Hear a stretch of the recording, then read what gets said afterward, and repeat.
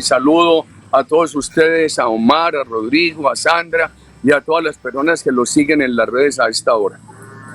Muchas gracias, expresidente, y esperamos que los mosquitos lo dejen responder esta entrevista tranquilamente, que son los riesgos de contestar al aire libre. Bueno, señores presidentes... Picaban, ahora sí me pican mucho, por algo será. Por algo será, sí señor, algún anuncio. Bueno, expresidente, estábamos hablando aquí con Sandra y con Rodrigo un poquito de toda la movida política entre varios de los temas que queremos compartir con usted, y pues arranquemos con ese, porque estamos en año preelectoral, queda el último año del presidente Duque y ya se empiezan a barajar muchos nombres por los partidos, pero también en el tema independiente, los que recolectan firmas. En el caso del Centro Democrático, su partido, pues se escuchan nombres: María Fernanda Cabal, Oscar Iván Zuluaga, Eduardo Rodríguez, Ernesto Macías, pero no hemos escuchado de usted, presidente, si usted como cabeza visible del Centro Democrático ya tiene definido ese tema, o si el partido ya lo tiene definido, o si harán una consulta interna. Todos sabemos que se oyen muchas opciones, pero lo que se espera es saber el líder natural del Centro Democrático si ya tiene su elegido, expresidente. Hombre, corregir a un colega de ustedes esta mañana que dijeron, me pusieron en un banco. Primero, yo tengo una situación personal injusta que me obliga a ser muy prudente para no hacerle daño a candidatos ni al partido.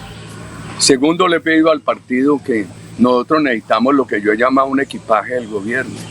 Lo venimos pidiendo desde agosto del año pasado. Un aumento de la política social, una reforma tributaria moderada, que solamente paguen los sectores más pudientes, una gran política de ahorro. Nosotros fuimos los primeros en oponernos a la anterior reforma tributaria, no obstante ser partido de gobierno. Le pedimos mucho al presidente que no la presentara.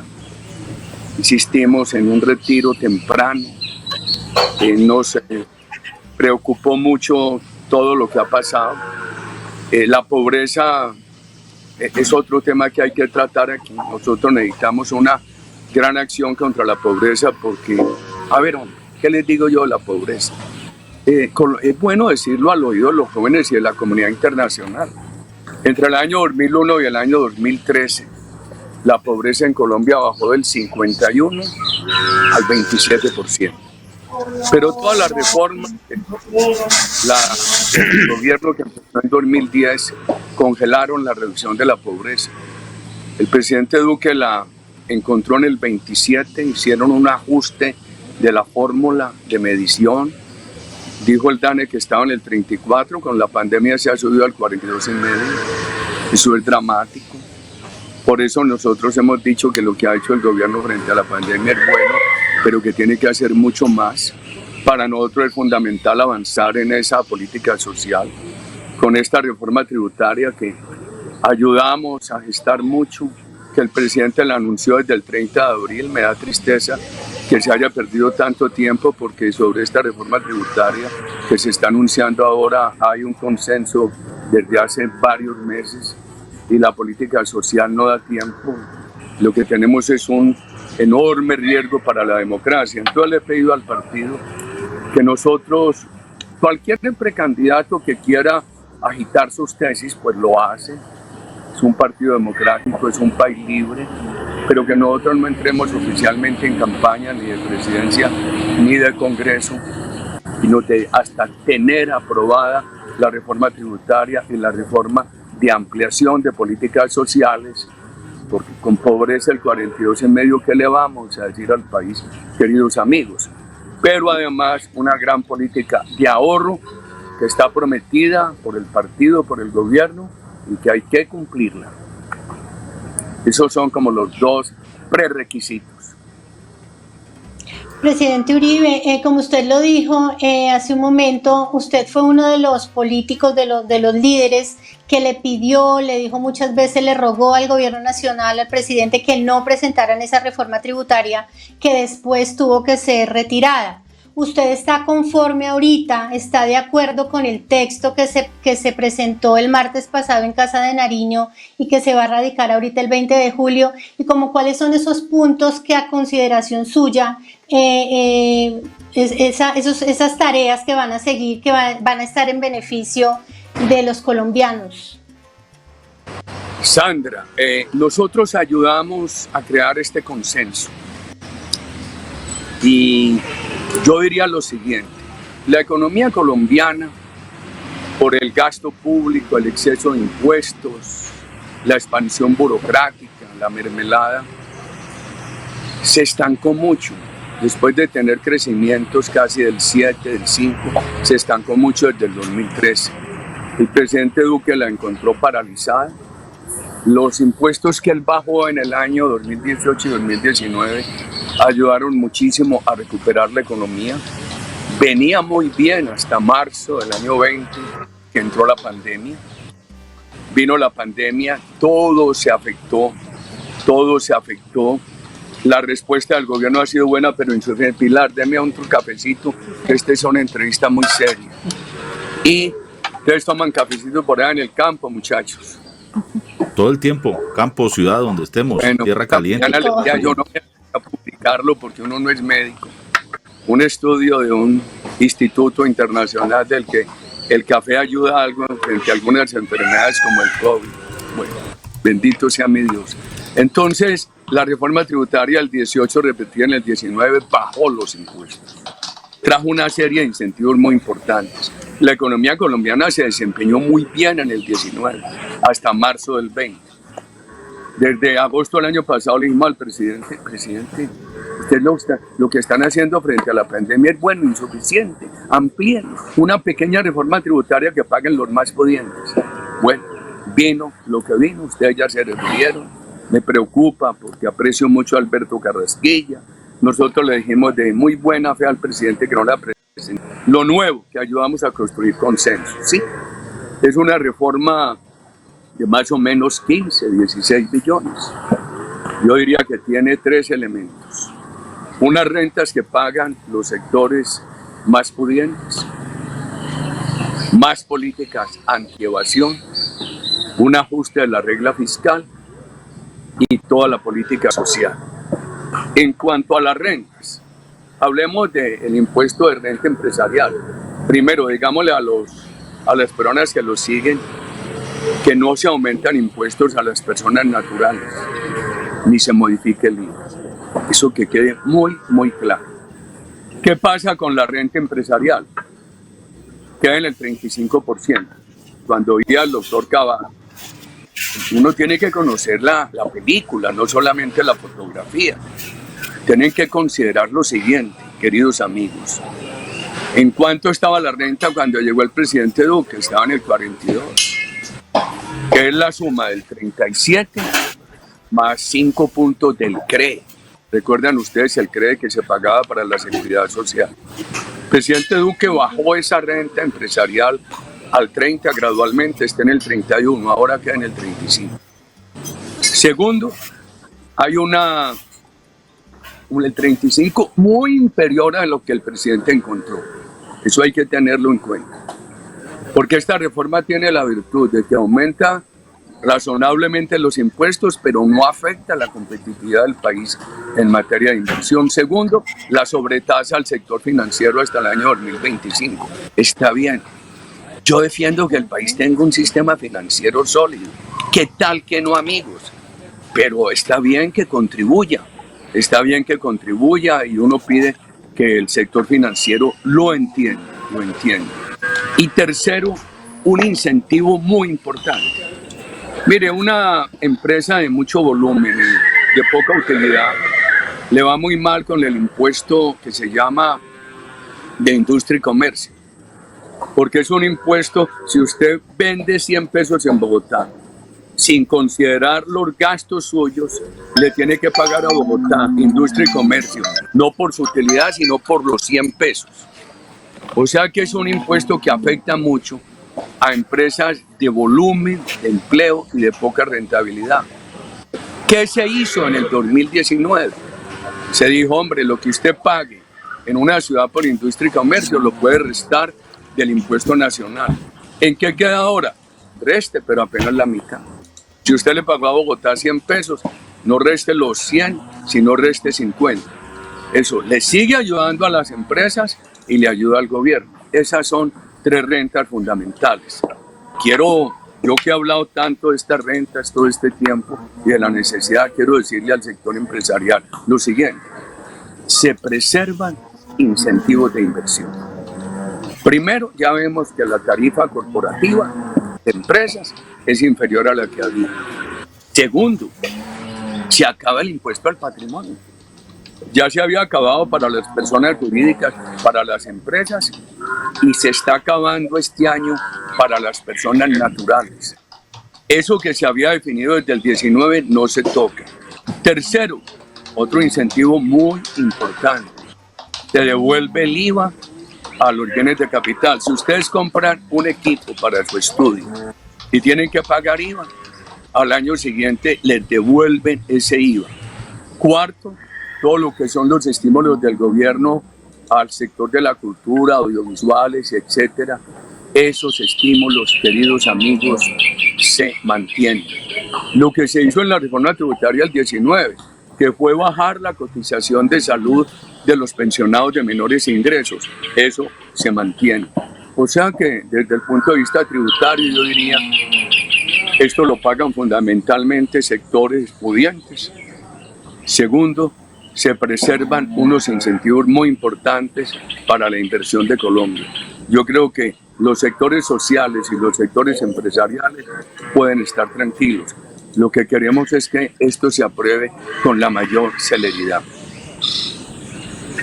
Presidente, muy buenos días. Qué pena cambiar un poco también el tema. Estamos tratando de abordar muchas cosas con usted porque el tiempo es corto, pero las respuestas las necesitamos nutridas por parte suya. Hay varios temas, por ejemplo, lo que nos afecta ahora en imagen internacional. Estamos viendo situaciones en las que nacionales colombianos y sobre todo de nuestro glorioso Ejército Nacional se ven involucrados en casos de mercenarios, asesinos, en teoría, como se han tildado, ciudadanos que dicen, no, yo no soy culpable, no soy responsable de esto. ¿Cuál es su opinión frente a este tema de los militares en Haití y el asesinato del presidente de este país que involucra a nacionales colombianos y de nuestro Ejército Nacional? El asesinato del presidente, nunca me imaginé que eso pudiera ocurrir en esta época. Como milagrosamente pudo salir ileso el presidente Duque y su equipo de ese atentado en Cúcuta hace pocos días. De la participación de colombianos en miembros del ejército, me duele mucho. Inicialmente, cuando llegaban noticias contradictorias, yo dije, ni indulgencia ni condena, que haya claridad. Anoche, cuando leí un informe de la colega de ustedes, Salud Hernández Moro, en el cual dice que un colombiano ya le confesó a los investigadores haitianos que 7 colombianos habían participado en el asesinato, me dolió mucho. Pasé la noche despertando a cada momento, atribulado, pensando en Colombia y en nuestro ejército. Yo quiero mucho a las Fuerzas Armadas de Colombia, y así estos sean exmilitares, los asocian con Colombia y las fuerzas. Me duele mucho, y me duele por muchas razones. Póngale otra, que las Fuerzas Armadas de Colombia han sido democráticas. Haití durante todos esos años de Duvalier tuvo Fuerzas Armadas dictatoriales. Ahí tiene su vecina Cuba, comunista, con una dictadura apoyada en las Fuerzas Armadas. Ustedes saben lo que fue Dominicana antes de estas democracias, Centroamérica, el Cono Sur. Durante todo ese tiempo las Fuerzas Armadas de Colombia se diferenciaron porque nunca estuvieron al servicio de dictaduras, siempre al servicio de la democracia, y quienes han cometido un error han sido severamente castigados. Por eso yo he dicho que no deben estar en la JEP, que no los debieron haber nivelado con el terrorismo en La Habana, etc. Y me duele mucho, porque uno defiende a las Fuerzas Armadas de Colombia ante la comunidad internacional por elementos como los que les acabo de mencionar. Y ante este hecho, ¿qué vamos a decir? La verdad es que duele y preocupa.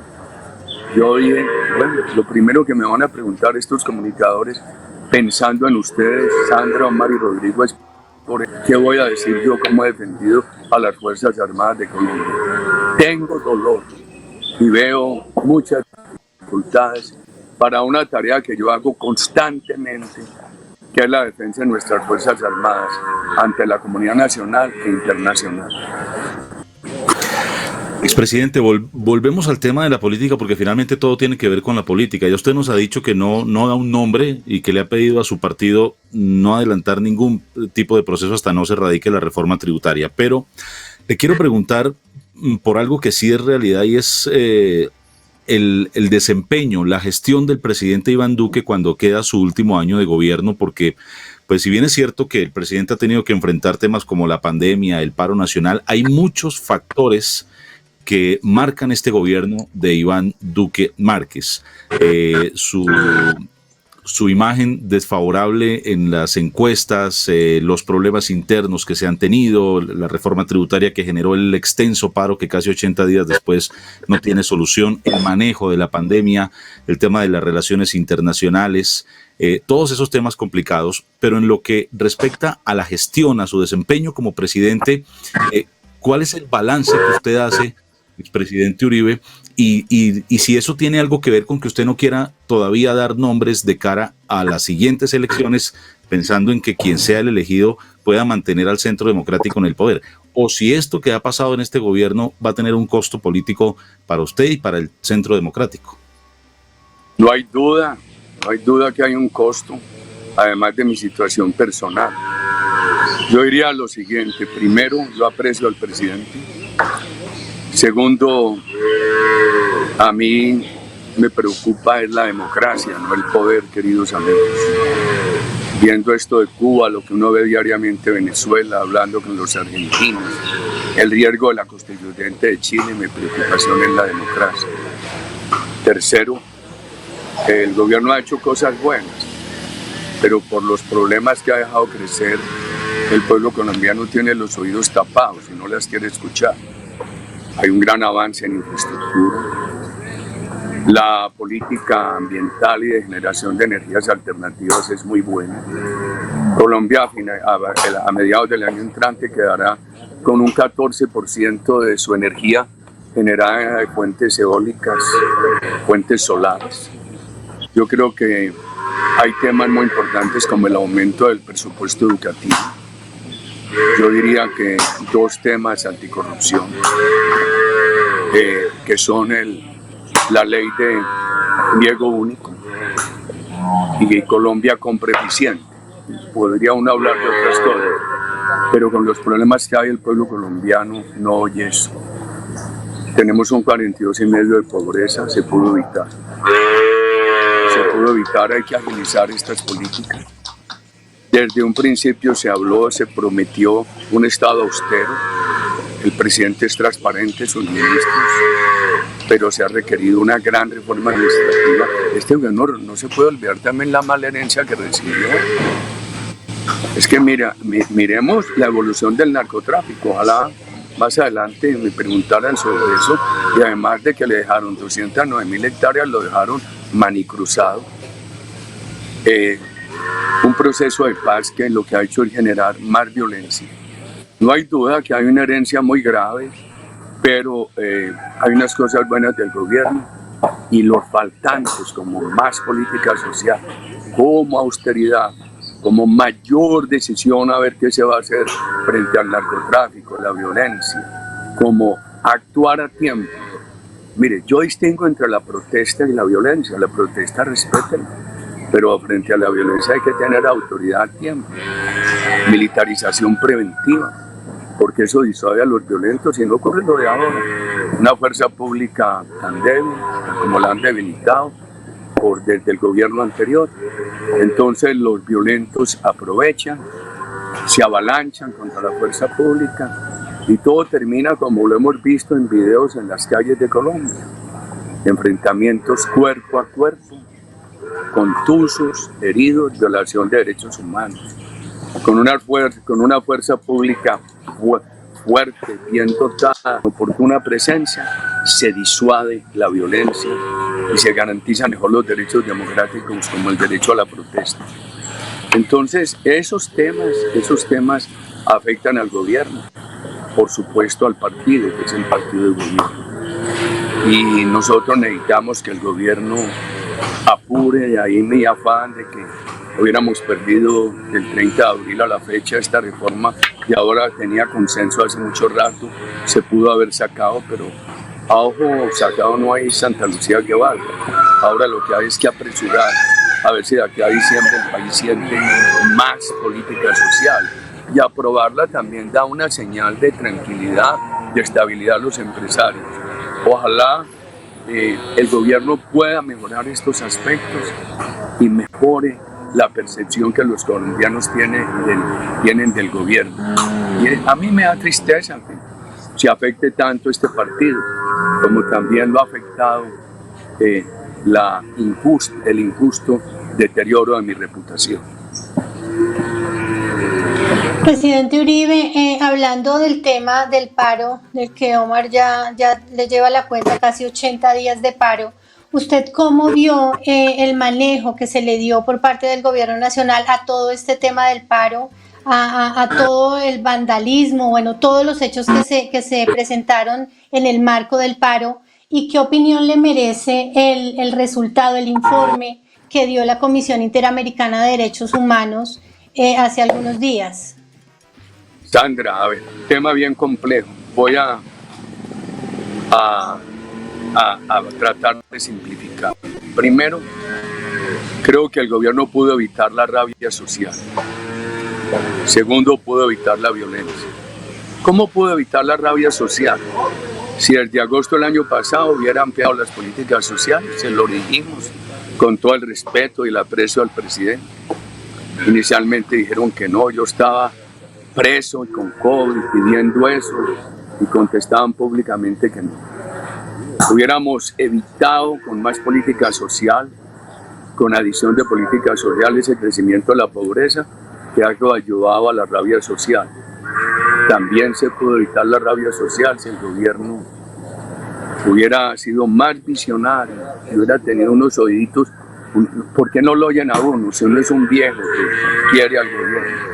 ¿Qué interés tengo yo distinto a que al país y al gobierno le vaya bien? Ninguno. ¿Por qué no nos oyen?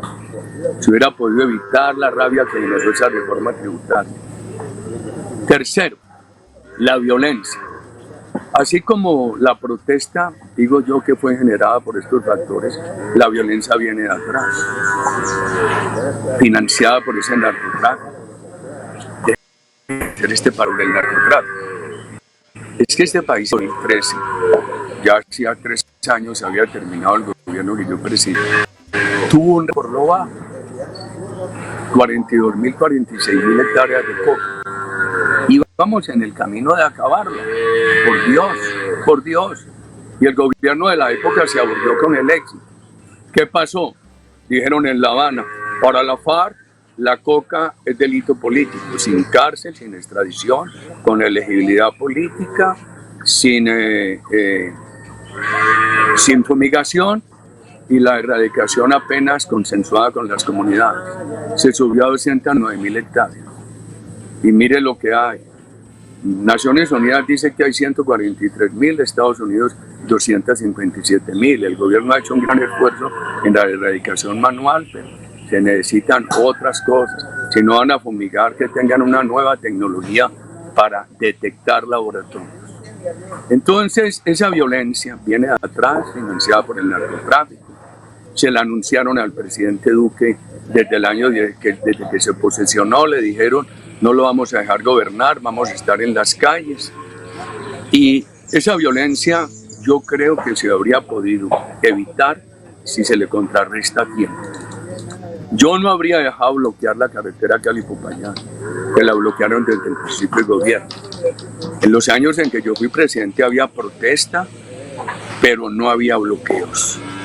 Y estaban las Fuerzas Armadas presentes y no había violación de derechos humanos en esas protestas. Yo no habría dejado estos bloqueos de ahora.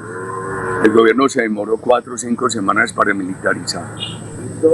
Y la militarización disuade a los violentos.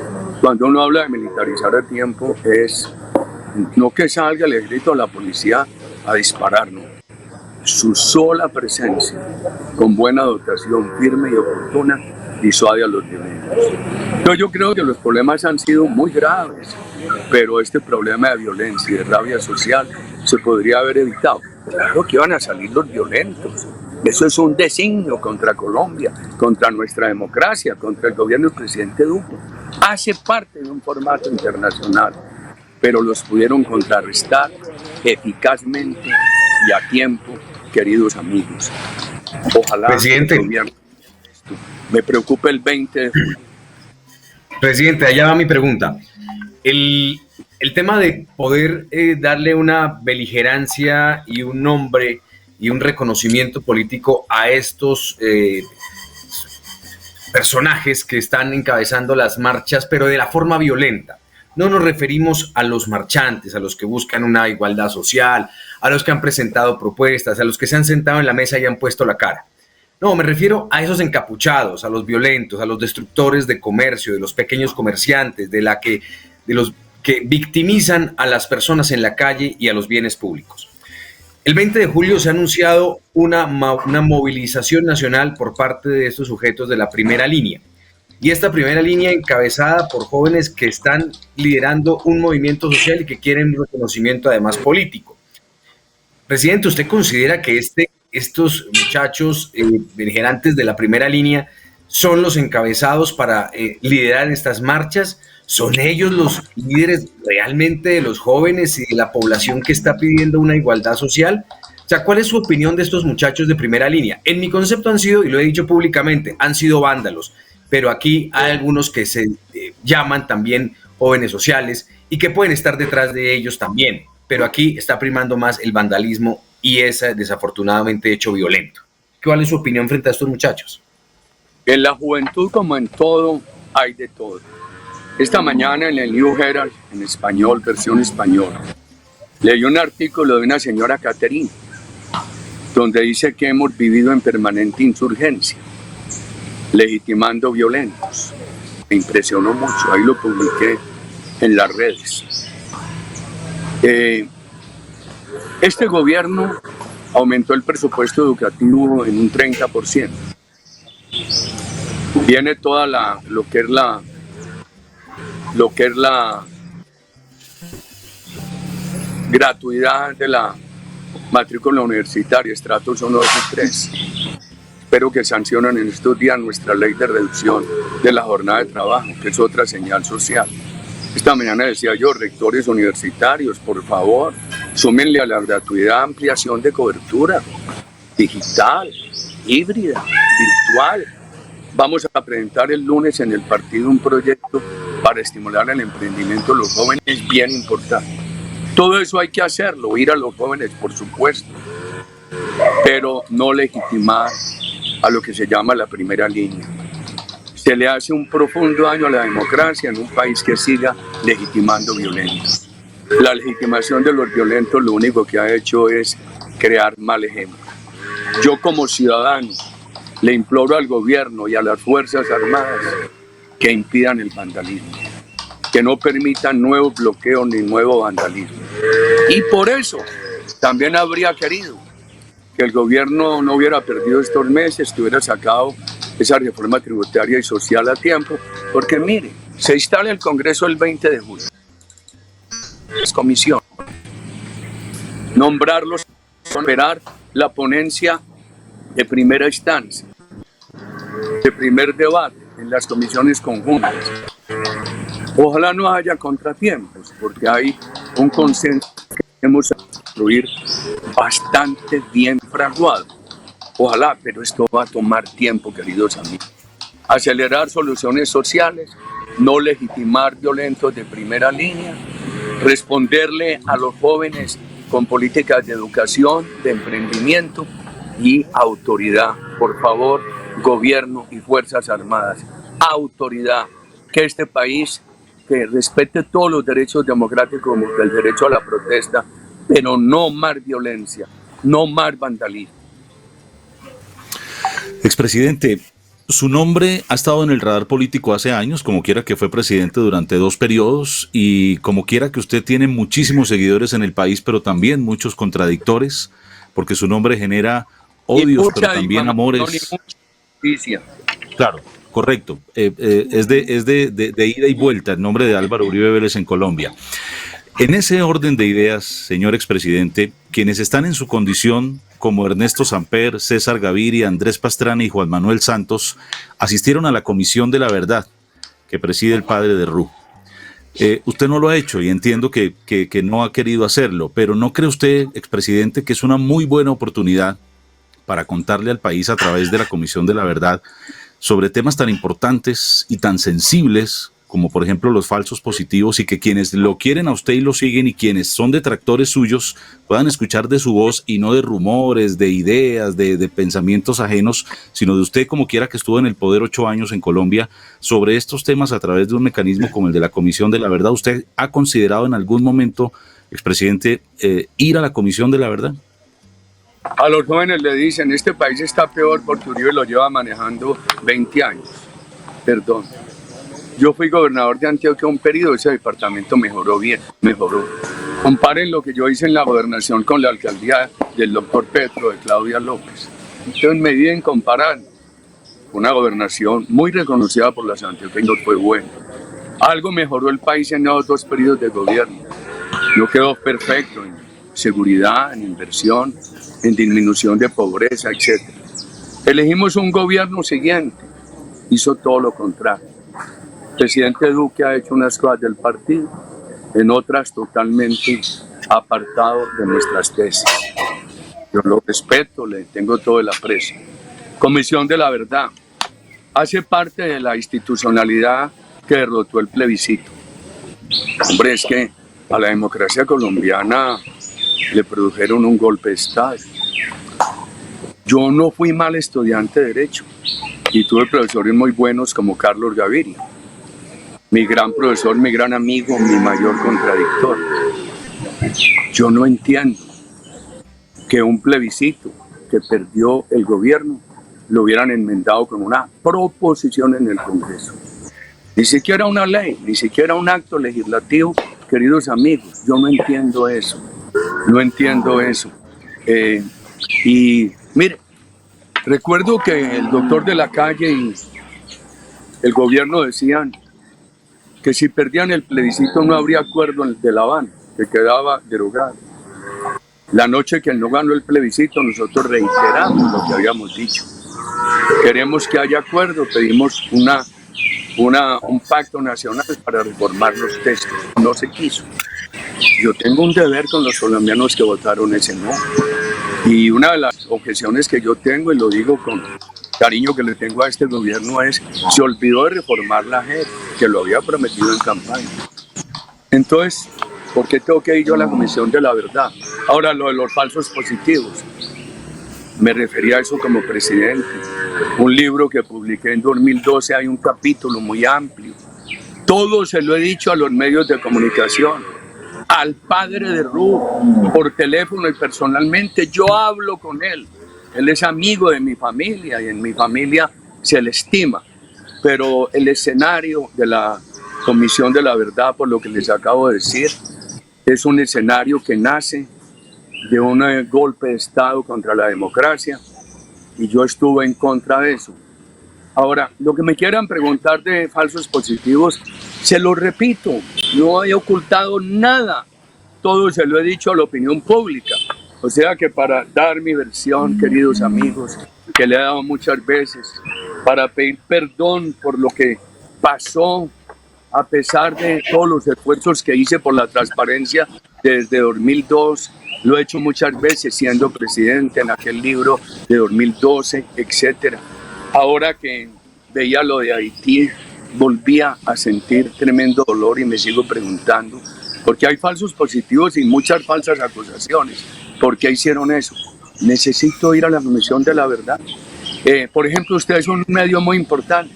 Lo que me quieran preguntar, vean, yo empiezo la política de seguridad democrática, norma. Aquí se prefiere la desmovilización. Aquí tiene que haber eficacia y transparencia. Y desde ahí, cada que se presenta un hecho que oscurece el respeto a los derechos humanos, se toman decisiones por mi gobierno, que en esta respuesta no se las puedo repetir porque es extenso, pero con el mayor gusto, todas las decisiones que tomó mi gobierno en esta materia, no tengo inconveniente en repetírselas. La primera y las dos últimas, para no hablar de las otras. Cuando se dijo, empezando la seguridad democrática, el país ya estaba saliendo a la carretera, recuperando la economía, el turismo. No, es que aquí lo que asesinan es campesinos. Inmediatamente se tomó una decisión, queridos amigos, que el CTI y la Fiscalía acompañaran a las operaciones militares. Derogaron eso, lo declaró inexequible la Corte, entonces se dijo, pero cuando haya el cuerpo de alguien dado de baja en un enfrentamiento con la fuerza pública no mueve ese cuerpo. Tiene que esperar la llegada del CTI por transparencia. Después hicimos el acuerdo con la Fiscalía, lo hizo Camilo Espina en el 2006, para que cualquier caso de persona de baja, la investigación no la empezara la justicia penal militar, sino la justicia ordinaria. Eso me valió que me criticaran. Uribe está acabando con la justicia de las Fuerzas Armadas, está acabando con la justicia penal militar. Una noche de finales de 2008 llega el ministro de Defensa, alto mando, se me trae en el caso de 27 militares que estarían involucrados en falsos positivos. Uno de ellos por razones criminales, los otros por razones administrativas. ¿Qué hice yo? Tomé la decisión autónoma sin que la sugirieran y les dije, ya está la hora de la noche, a las 7 de la mañana, yo anuncio la desvinculación, lo anuncié. Después llego a la oficina de Naciones Unidas, está un capitán del ejército, testigo protegido, y ese capitán me dice, mire, es que en la brigada de Ocaña, para proteger narcotraficantes y dar la apariencia de que combaten el narcotráfico, han asesinado a un vecino. Se lo comuniqué al país en la puerta de la oficina de Naciones Unidas en Bogotá. Están presos. Enseguida, antes de terminar el gobierno, la Comisión de Derechos Humanos me dice, presidente, muy buenas noticias. En los últimos años, 4 quejas sin sustento. Le dije, 0 quejas debería haber. Y una instrucción de mi gobierno, queridos amigos, todo tenía que ser público, todo público. Y una oportunidad de actuar, otra, porque ya les dije cómo se actuaba a tiempo. Poco antes de mi reelección en 2006 hubo ese caso horroroso de Jamundí entre el ejército y la policía, que nosotros son los policías. Alguien me dijo, ¿cómo vamos a decir esto ahora en vísperas de elecciones? No, señor, aquí no hay nada oculto. Esto se comunica y se tomó una decisión que la comuniqué. Este caso no lo investiga la justicia penal militar, sino la justicia ordinaria. Pero también hay muchas falsas acusaciones de ONGs sesgadas contra mi gobierno y contra nuestras ideas, queridos amigos. Lo que me pregunten de falsos positivos, y les rogaría entender que yo soy abierto a hablar del tema con quien sea, a la hora que sea, como sea, pero lo que no puedo es contradecir lo que ha sido nuestra postura frente a un golpe de Estado contra la democracia. Y se ha dicho mentiras. ¿Qué me voy a ir yo a refutar mentiras que las he refutado en público? El propio doctor Juan Carlos, y hombre de confianza del ministro de entonces y después presidente, lo refutó lo que este señor fue a decir a la Comisión de la Verdad. Fue a inventarse un cuento del cual nunca se habló, que era que se aplicaba la doctrina de Vietnam, de contar cuerpos, y que yo había aceptado reformarla, no obstante que inicialmente la había apoyado. Por Dios, cuando la doctora Marta Lucía Ramírez asume como primera ministra de Defensa, lo primero que se dijo es, aquí se prefiere la desmovilización. Hombre, ese gobierno desmovilizó, óigase bien, 53,000 personas. Hubo unos 29,000 capturados y 13,000 bajas. Por favor, para que salgan con unos cuentos que no. Pregúntele a los militares a ver si en el gobierno mío se habló de la doctrina de Viena, ni se mencionó. Ahora un reto, y con esto termino, y les agradezco mucho el espacio. Yo creo ser un ciudadano expresidente que puede decir, de pronto soy quien más ha hablado con las Fuerzas Armadas como gobernador y como presidente que fui. He dicho, si hay un militar o un policía que hubiera recibido un mal ejemplo de mi persona, de palabra o de hecho, que levante la mano. Como en materia de honradez, que he sido absolutamente pulcro en el manejo de los recursos privados y públicos, porque toda la vida he sido empresario. He dicho, si hay un contratista del Estado que pueda decir Uribe me favoreció, me persiguió, o lo sobornamos o nos persiguió por no sobornarlo, que levante la mano, queridos amigos. Estos retos no es la primera vez que los lanzo. Siempre lo he dicho a muchos colegas de ustedes y me complace mucho y estoy muy agradecido que me hayan dado el tiempo porque este portal de ustedes es muy respetable. Presidente, una última acotación. En Colombia vamos generaciones que hemos conocido su trabajo, su mandato y lo que usted ha hecho en Colombia. Y los diferentes gobiernos que se han trazado unas metas y también unas críticas. Presidente, para estas nuevas generaciones, ¿qué va a pasar con Álvaro Uribe? ¿En qué vamos a ver a Álvaro Uribe Vélez para estas nuevas generaciones? Lo que nos resta de este mandato, la etapa electoral, ¿cuál va a ser su participación? ¿Cómo ve usted finalmente ese tema de las 16 curules que en algún momento se han planteado para las víctimas? ¿De acuerdo? ¿No de acuerdo? ¿Pero cuál es su posición? No estoy de acuerdo con esas 16 curules. No estoy de acuerdo con que las hubieran declarado aprobadas por el Congreso. Ese día la Secretaría del Senado certificó que había sido rechazada. Una vez terminen este proceso de aprobación de la reforma social y tributaria de los más pudientes, el partido debe entrar en un referéndum. Y uno de los temas que necesitamos proponerle a los colombianos, que lo venimos proponiendo desde 2003, es la reducción del Congreso, como un ejemplo de austeridad. ¿Por qué austeridad? Lo vengo diciendo desde la gobernación de Antioquia, donde hubo un gobierno muy austero en lo burocrático, pero muy creativo en lo social, en lo educativo, en la salud, en las vías, etc. El Estado necesita austeridad en todo lo que es institucionalidad burocrática para poder tener permanente ampliación de políticas de atención a la comunidad. En cuanto al rol de Álvaro Uribe, hombre, yo empecé la política sin uso de razón. Yo nací en 1952, acabo de cumplir 69 años. Mis padres eran muy jóvenes.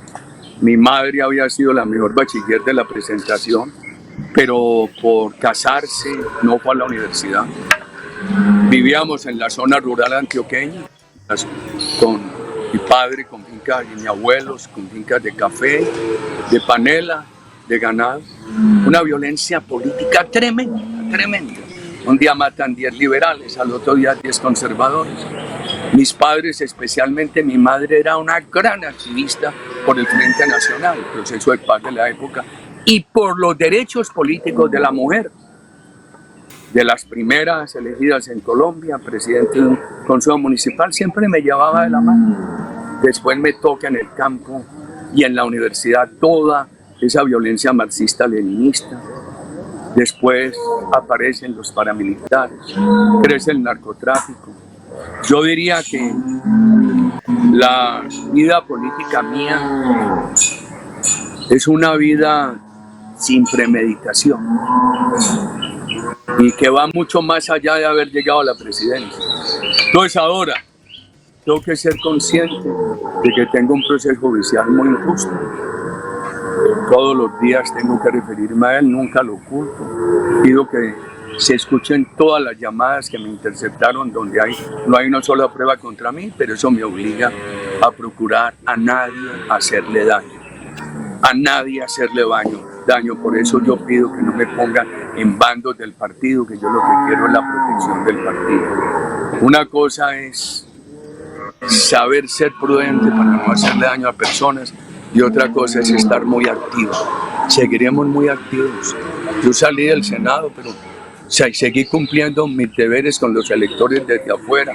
Por eso los proyectos aprobados como el de disminución de jornada de trabajo, y el lunes a través de la bancada presentaré un proyecto para que todas las ciudades tengan que apoyar los proyectos de emprendimiento de estudiantes y exalumnos. Los fondos de garantías del Estado, darles garantías para que esos proyectos puedan conseguir recursos de crédito, de capital de riesgo. Seguir actuando de una manera que a nadie le haga daño por mi situación personal.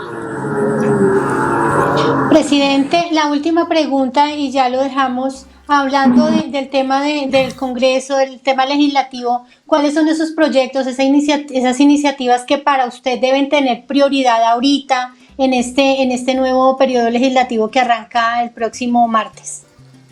Sandra, primero esta reforma tributaria y social. Ojalá la política de ahorro sea muy, muy afortunada y muy ambiciosa. Y nosotros vamos a insistir en toda la política de juventud. Lo que va en el proyecto, como la universidad gratuita, yo creo que hay que exigirle a las universidades una gran ampliación de cobertura virtual. Hay un proyecto que viene desde el gobierno mío. El presidente Duque se comprometió mucho con él, no ha avanzado lo suficiente para que todo bachiller se gradúe como bachiller académico, bachiller técnico y con una introducción al estudio, al manejo de la programación de computadoras. El proyecto de contrato de aprendizaje por este desempleo juvenil, que todo colombiano menor de 30 años que no ha tenido un contrato laboral formal pueda ser contratado como aprendiz mínimo 1 año, máximo 2 años. Eso puede ayudar muchísimo. En fin, una serie de proyectos, hayan venido los compañeros sacando los proyectos que dejamos en marcha. Espero que en los próximos días el presidente sancione ese proyecto de disminución de jornada de trabajo de 48 a 42 horas sin afectar el salario de los trabajadores y por razones de pandemia y aplicación gradual. Yo estoy por fuera del Congreso, tengo que atender este problema judicial, pero sigo al pie de la agenda legislativa porque siento un compromiso con los colombianos que votaron por nosotros y por los poquitos que todavía respaldan lo que ha sido mi vida pública. Expresidente Álvaro Uribe Vélez, gracias por habernos acompañado y por los temas que se han tratado esta mañana en Aquí Estamos. Que tenga un resto de día muy feliz. Yo les agradezco inmensamente a ustedes, Omar, Rodrigo, Sandra y a todas las personas que los siguen. Muy, muy amables y buen día, queridos amigos.